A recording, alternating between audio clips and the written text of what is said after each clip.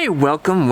If you're new to the channel, my name is Elliott and you're watching Rickety Ski Reviews. Today, we're gonna be going through and answering your questions and comments.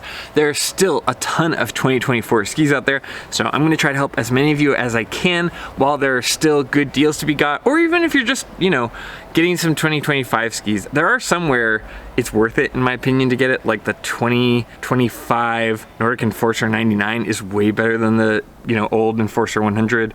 Same for the Atomic Bent series. Like if you get a Bent 100, I wouldn't want 2024. I would only buy 2025.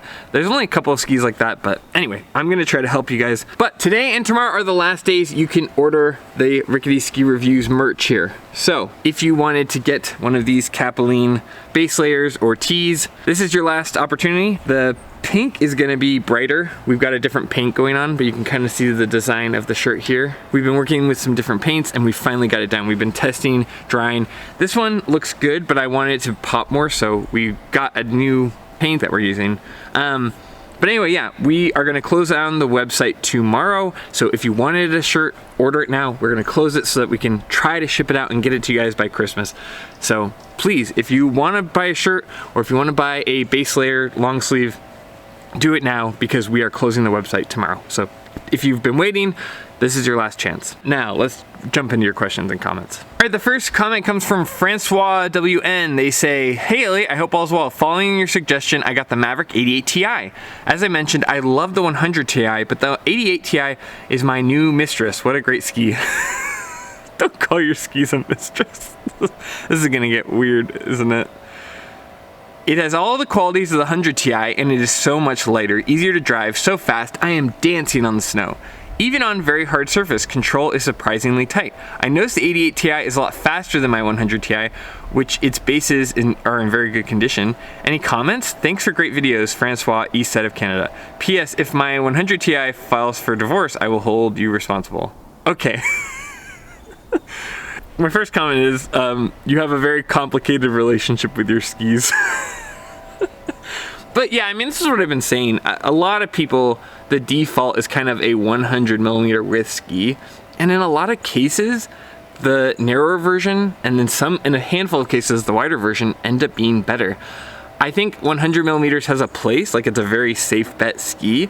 But for most people, if you got just a little bit narrower, you get such a better performing ski. The Maverick is a perfect example. The 88 Ti is so much more responsive, is so much quicker edge to edge. It carves really well. You still get a pretty good amount of float with that little bit of horizon tech in the tip. And the Maverick 88 is a great ski. I've been doing research on some of you just go on online news articles where it's like the top all mountain skis. And there are so many of them where it's like Bent 100. And the Bent 100 is a fine ski. I even like it now that they've got the 2025 version. But there are so many better skis out there. You get on a Maverick 88, it's unreal. Same for the QST, a lot of people go with that. It's like, okay, well the QST 92 is really good too, but people don't think about it. And they don't realize what they're giving up. Oh, a perfect example, the Headcore series. The Headcore 99 is pretty good, but you get the Headcore 93 and that thing rules. It's got diversity. It's got pinpoint accuracy with its carving. I don't know. I've been yelling it from the rooftops, but for most people buying all mountain skis that are staying on trail, like they're at a resort skiing, you go anywhere between an 88 and a 95mm width underfoot, you're probably going to be happy. 100 is good for some conditions, but for the majority of it, you'd probably have a lot more fun if you just narrowed a little bit and prioritized, at least if you care about carving. But yeah, I'm so happy that you love your Maverick 88 Ti's. I go out here, I talk about the skis that I love, the Black Crowes Octo, the Maverick 88 Ti's, and it's hard to know how people are going to actually receive them, and it's nice to get some confirmation. Same with the Black Crowes Octo. I'm like, am I crazy? People are talking, I think the Blister guy was saying he folded his ski, and I'm like, I did not have that experience at all. And all I can do is tell you honestly how things feel for me. But it is nice to get a little bit of confirmation back that you're happy with your skis. I'm so thrilled to hear that. And I hope you continue to enjoy them. So thank you for the comment. Next comment comes from Celeste Vannerley 8191. They say, "I'm so glad I found this channel. Christmas shopping for my little brother who has found skiing as his passion." Heart emoji. That's awesome. I really hope that video is helpful. A lot of it I don't have affiliate links for. A lot of it is just me talking about stuff I like, and I've looked at a lot of the other content similar to it, and it's not that. It's plugging some kind of product or plugging some kind of merch or whatever. And obviously I guess I have my t-shirt or whatever, but I don't make much off of that. I don't know, I try to just be honest, and I try to think about like what I would want for ski gear, and I hope you found it helpful. There's a lot of stuff you could go out and get that is like nice stuff, and it's not even cheap, but it would be very particular skier to skier. So I hope whatever you found on the list helped, and I hope your brother enjoys it. And what a nice sister for like considering what your brother would like. That is so cool. Anyway, thank you for the comment. I hope you guys have a great holiday. All right, DS Holt says on my ski rack versus roof rack video, what do you think about the Hitch rack versus a regular roof ski rack? I have a Hitch on one car and a Thule bike rack for it, so the Tram would be like 380. On my other car I have rails, but I need to get the crossbars and racks. But if I go with the car's OEM parts, it would be about 400. The Thule stuff would be like 800. Any advice? I think that there's pluses and minuses to both, and it just depends on where you are. Like, I think if you are traveling a long ways on the East Coast with how much salt and dirt and debris there is on the roads, then a roof rack makes more sense for the box to keep it enclosed. If you're just talking about the like clamps, they're kind of similar. You've got all of the same drawbacks as the trailer hitch, except the trailer hitch is a little bit easier to access. So I'm not sure that one matters too much.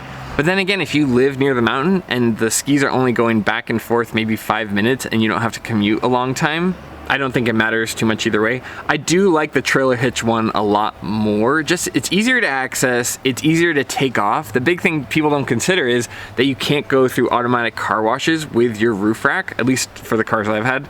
So you end up having to go to manual car washes. Where I live, there aren't very many of them. They're pretty much all gone except for like one. So your car doesn't end up getting washed that often. It's a pain in the butt. It's hard to access. You have to like get on top of your car to access it. Then you're like climbing on your doorway and your boots are dripping onto all your stuff. I like the trailer hitch rack a lot better. It tilts down if you need to access your trunk. It's easy for my kids to access their skis. I just like the utility of it a lot more, and it doubles as a bike rack. So, you know, if you have short drives or you're in the West where you don't have to worry about too much salt or dirt getting on your skis and bases, in my opinion, I go with the trailer hitch rack. It works perfect for me. I prefer it a lot over the Thule box we used to have. And in fact, over the last summer, I sold our Thule box. But if you are somebody who has long commutes and you don't want the skis exposed to that much dirt and debris and salt, especially where they put a lot of salt on their roads, and you want sharp edges and everything, yeah, the box is great for that specifically. So, you know, pluses and minuses, as always, to both products. And if you want, I've got links down below to that. If you've already got the bike rack too, you may as well just go with that. Unless you're doing big, long road trips. But I will have a link down below to that if you're interested. George Pepper 5993 says, I really recommend Goretex for Northwest skiing. Also, most ski jackets are too long for skiing. Climbing jackets work best for me. The reason I like the ski jackets long is that they keep my midsection from getting cold and wet. I'm just like a taller guy, and when I bend over, you can usually see my midriff or my back.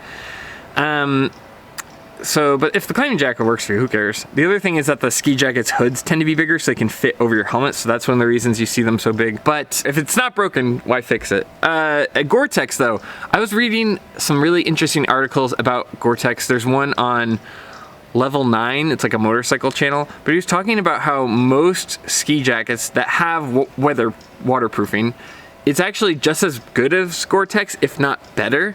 It's just like Goretex has the patent for that specific like compound or polymer. At least that's what I believe. I could be mistaken. And so most modern jackets, if they have weatherproofing, it's just as good as Goretex, if not better. It's just that they have to pay a premium to use the Goretex branding. So, you know, I would just do your research and find a good quality jacket if you're looking for something, but I absolutely agree that having a good waterproof jacket really makes a difference. As soon as that water seeps through and you're cold and wet, for me, in my experience, most people's ski day is done and over. So anyway, great comment though. I mostly agree. I just wanted to make that little comment about Goretex. All right, the next comment is from Ran981248. They say, will you talk about M1 full aluminum skis next? Another one of those new ideas this year. I have reached out to them and seen if I can review them. I think they're kind of limited and kind of a new product, so I'm not totally sure if I'll be able to review them, but I'll try. I always try with that stuff. I don't know. I mean, I'm really curious how they're going to do that, but they've shown people skiing on them, and they seem to have like a pretty thoughtful design. So I don't know. It's always one of those things, like I can't really speak on it until I've put it on my feet. I didn't see any giant red flags. The person skiing on them looked a little awkward, but it could have just been their ski style. I'm not even sure that that was the skis. So I don't know. I'm always skeptical, but I would be open to testing those and seeing how they actually ski. It seems like they're very transparent and were very well thought out rather than the shred shocks, in my opinion. So anyway, that's the end of the video. If you like this kind of content, please consider liking and subscribing. That's a free way to support the channel. You can also, this is the last 2 days to get our merch at ricketyskireviews.com. So don't delay anymore. If you want one of those shirts, get it now. I'm going to be closing the website tomorrow and then, putting in my order and starting to print them. So I would love to keep it open for longer, but I also want to make sure I get people their products when I said I would. So trying really hard to deliver on both ends of that. We also will have links down below for some of the deals I've found on evo.com. I always kind of crawl through that website. I will probably make another deal video soon. It's just that right now they've really kind of been like playing this game of chicken with their prices. And I don't want to keep telling you guys the same deals over and over, but I would expect by this week I will have another deal video. It's just hard. I don't want to make a video and then have the prices go down immediately. And of course we have our members down below, so if you have a burning question, you can get that prioritized by me. But as always, more than anything, just thanks for being here. Thanks for taking the time to watch my content. It means a ton to me that you guys take time out of your day to watch my videos, and I really, really appreciate it. And I hope some of you guys are getting to finally get on snow, or if not, you will soon. But as always, I'll see you in the next one. See ya.